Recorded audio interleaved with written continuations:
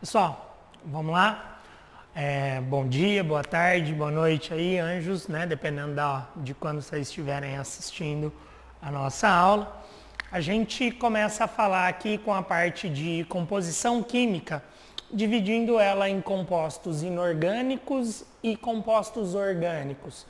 A gente tem dentro de compostos inorgânicos água e sais, que a gente já viu, tá? Agora a gente começa a falar de compostos orgânicos. Lembrando que para ser considerado composto orgânico, eu preciso ter carbono associado a hidrogênio. Sempre que a minha molécula tiver carbono ligado a hidrogênio, a gente considera como sendo uma molécula orgânica, tá? Dentro dos compostos orgânicos, de forma geral, a gente vai encontrar carboidratos, lipídios, vitaminas, proteínas e ácidos nucleicos. Aqui, primeiro grupo deles, carboidratos, tá? Então a gente começa a falar. Dependendo do material consultado, a gente verifica a parte de vitaminas associada à parte da fisiologia, tá? Então, dependendo do material, a gente pode encontrar como compostos orgânicos a parte de carboidratos, lipídios, proteínas e ácidos nucleicos. A gente está falando do primeiro grupo, carboidratos, está aqui então. O carboidrato, ele representa o grupo de açúcares, tá? Tendo como principais funções a função energética e função estrutural. Então, falou de carboidratos, eu tenho que lembrar de açúcares. A gente tem três grupos, basicamente. Então, eu tenho monossacarídeos, oligosacarídeos e polissacarídeos. Lembrando aqui que monossacarídeo, mono vem de são um grupo, representa o grupo de açúcares mais simples. Oligosacarídeos, óligo vem de poucos ou alguns. Então são grupos que representam alguns monossacarídeos unidos, tá? E polissacarídeos representa o grupo com vários açúcares. Então eu tenho vários monossacarídeos associados, tá? Então, mono são açúcares mais simples, formado por apenas uma molécula. Oligosacarídeos são açúcares que apresentam a ligação entre monossacarídeos, poucos ou alguns, e aqui muitos ou vários, tudo bem? Os monossacarídeos são aqueles açúcares mais simples e eles apresentam uma fórmula geral que é CnH2ON. O nome carboidratos, ele vem propriamente dito de carbonos hidratados. Então isso se remete à fórmula, tá? Então, carbonos hidratados. Aqui, essa fórmula geral que os monossacarídeos obedecem, ele vai representar o N como sendo o número de carbonos encontrados na minha molécula.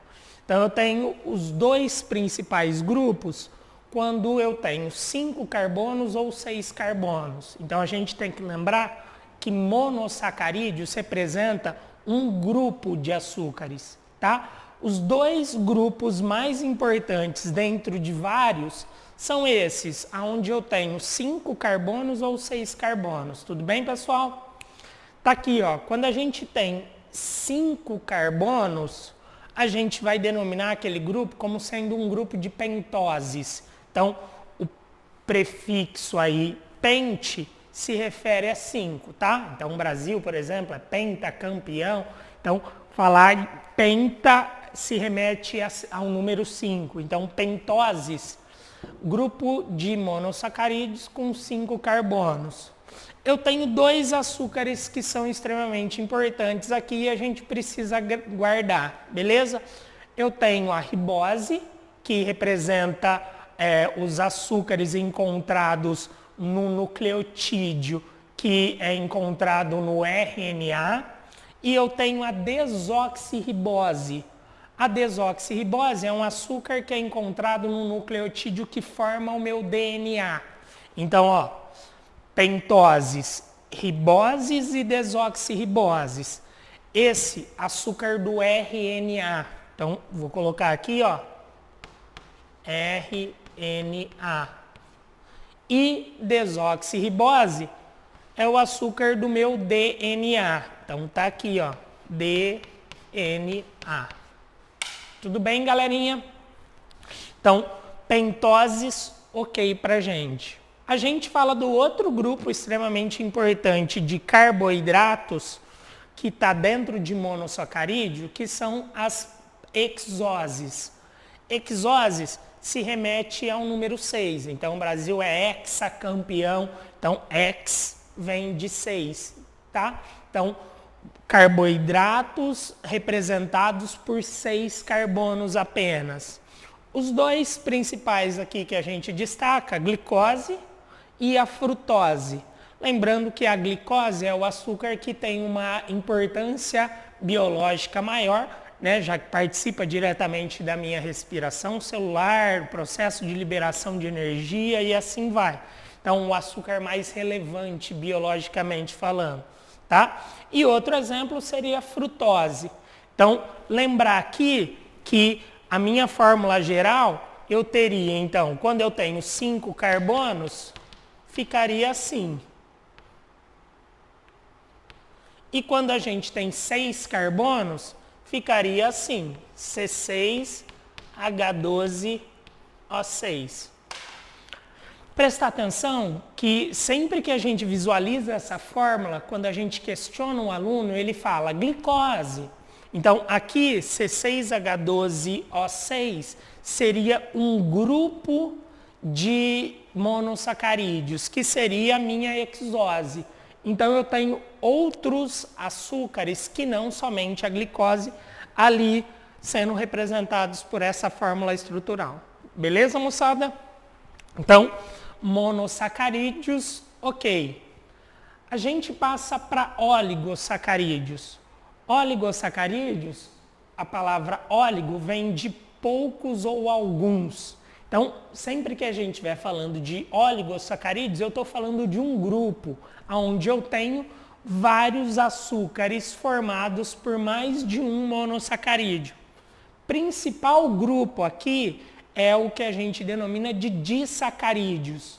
Então, para que eu tenha um disacarídeo, eu preciso ter um monossacarídeo, mais um monossacarídeo, e eu preciso ter a associação desses dois monos. Presta atenção aqui nessa explicação, porque eu preciso compreender isso de forma muito clara. Para que eu consiga ter a ligação entre dois monossacarídeos, eu preciso ter um radical livre aqui e um radical livre aqui. E esses monossacarídeos, eles já são estáveis quimicamente. Então, esse monossacarídeo, como ele é estável quimicamente, ele precisa liberar um radical para que ele consiga realizar uma ligação química. Mesma coisa esse. Então, eu coloquei aqui, ó, quando eu tenho um monossacarídeo mais outro monossacarídeo, para que eles consigam formar um disacarídeo, eu preciso liberar um radical aqui e liberar um radical aqui. Então, toda vez que eu tenho um mono se associando a outro mono, esse mono aqui, ele libera OH. E esse monossacarídeo, ele libera H. Com isso, esse vai apresentar um radical livre e esse também, fazendo com que assim eles sejam passíveis de se ligarem, formando o meu disacarídeo. Tudo bem? Como eu tenho a liberação de H e OH, eu sempre que tenho a ligação entre dois monos, eu tenho a liberação de uma molécula de água. Então não posso esquecer isso. Sempre que houver a ligação entre monossacarídeo e monossacarídeo, para junção desses dois, eu libero uma molécula de água. Tudo bem, galerinha? Tá. Sabendo disso, eu sei que o inverso é verdadeiro. Então, quando eu tenho, por exemplo, dois monossacarídeos já unidos, formando um disacarídeo. Formei o disacarídeo, quando eu quero quebrar esse di para liberar mono e mono, eu preciso realizar isso daqui, ó. Eu tenho um disacarídeo. Quando eu quero quebrar esse disacarídeo, separando eles, formando mono e mono, eu preciso adicionar uma molécula de água. Essa molécula de água, ela vai fazer com que esse monossacarídeo ele ganhe esse OH que ele tinha perdido e esse ganhe esse H que ele tinha perdido. Isso faz com que ele seja estável quimicamente novamente. Então, ele ganha esse OH, esse ganha o H, e aí ele volta a ter a minha estabilidade química. Tudo bem? Então, sempre para unir, eu libero uma molécula de água. Quando eu tenho dois monos unidos e eu quero separar, eu tenho que fornecer uma molécula de água, tá? Lembrando que a ligação entre monossacarídeos é chamada de ligação glicosídica, tá? Então, ligação entre monossacarídeos, a ligação aqui é chamada de glicosídica, tá? A gente está falando sobre os oligosacarídeos. O principal grupo são aqueles que têm 2 monossacarídeos. Então, quais são os principais disacarídeos que a gente tem biologicamente falando? Eu tenho aqui a maltose. A maltose nada mais é do que a ligação de uma glicose e outra glicose. Então, quando eu tenho glicose e glicose, eu unindo as duas, eu formo uma maltose. A sacarose é quando eu tenho a ligação de uma glicose com uma frutose, tá? Então, sacarose, glicose mais frutose. Isso forma a minha sacarose. E a minha lactose, que é um dos principais açúcares encontrados aí no leite, ele é formado por uma glicose e uma galactose. Então, lactose é formada por glicose mais galactose. Isso me dá a minha lactose. Beleza? Para a gente fechar aí essa parte de carboidratos, oligosacarídeo já foi, então a gente começa a falar dos polissacarídeos. Poli vem de vários ou muitos. Então eu tenho vários açúcares ligados entre eles. Beleza, pessoal? Então aqui a gente separou 4 exemplos, tá? Eu tenho o amido, que ele é a reserva energética nos vegetais. Então, o amido ele é formado aproximadamente por 1000 glicoses. Então, conforme o vegetal ele vai produzindo glicose através da fotossíntese, o excesso de glicose que ele produz, que ele não vai utilizar na sua respiração celular, ele armazena. Essa armazenagem é feita na forma de amido, tá? Reserva energética, então. O glicogênio é reserva energética só que nos animais. Então, por exemplo, quando a gente se alimenta, a gente está adquirindo esses açúcares, aquele excesso que a gente não gasta durante o dia, por exemplo, na nossa respiração celular para liberar energia, eu vou armazenar na forma de glicogênio, nos músculos normalmente, tá? Ou no fígado. A gente vai armazenar esse glicogênio, sendo ele uma molécula extremamente complexa, formada por aproximadamente 36.000 glicoses. Então, é muito mais energético do que o meu amido. Mas está aqui, ó, amido e glicogênio, reserva energética vegetal e animal, tá?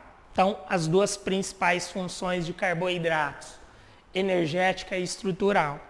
Os outros 2 exemplos obedecem essa função estrutural. Então, a gente cita aqui, ó, celulose, que é um dos constituintes da parede celular do meu vegetal, tá?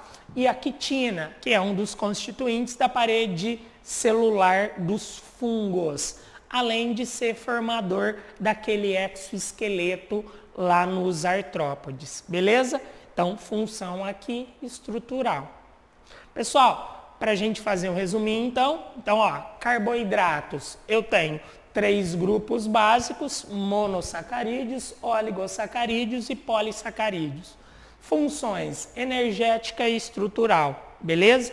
E aí eu tenho alguns exemplos de cada um deles para a gente guardar. Lembrando que sempre quando eu tenho a união de 2 monos, libero uma água. Quando eu tenho um di e vou quebrá-lo, eu tenho que fornecer água. E a ligação entre esses monossacarídeos é chamada de ligação glicosídica. Beleza? Valeu, pessoal. Obrigado, um abraço.